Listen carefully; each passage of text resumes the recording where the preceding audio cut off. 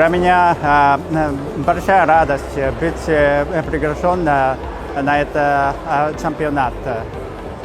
Карате исходил из Японии, и я очень горден тем, что так много молдавских молодежи занимается этим. Я чувствую, что у них есть очень большая кияи.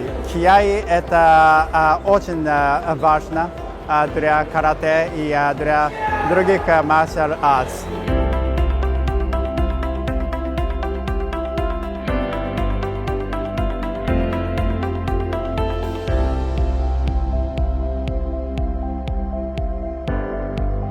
Kata este o luptă cu adversarul imaginar.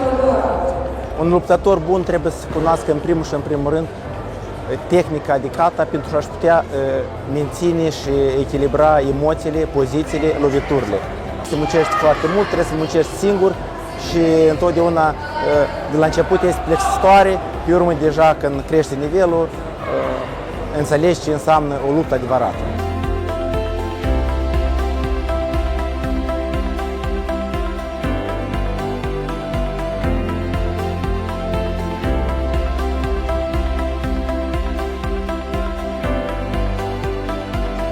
Молдавская федерация, которая насчитывает 45 лет существования, является официальным представителем Japan Karate Association Молдове.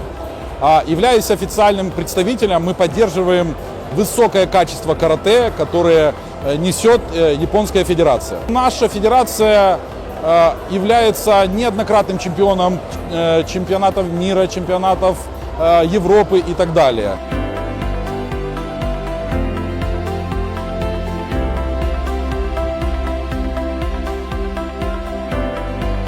Concursul de astăzi ne demonstrează încă o dată că suntem pe calea cea corectă, care am ales-o în colaborare cu Asociația Japoneză de Karate. Dacă astăzi la competiția noastră asistă și ambasadorul Japoniei, ne demonstrează că facem un karate corect, modern și arta marțială care o cultivăm aici la noi în țară, are un sors de izbândă și vom fi tot mai mulți și mai mulți.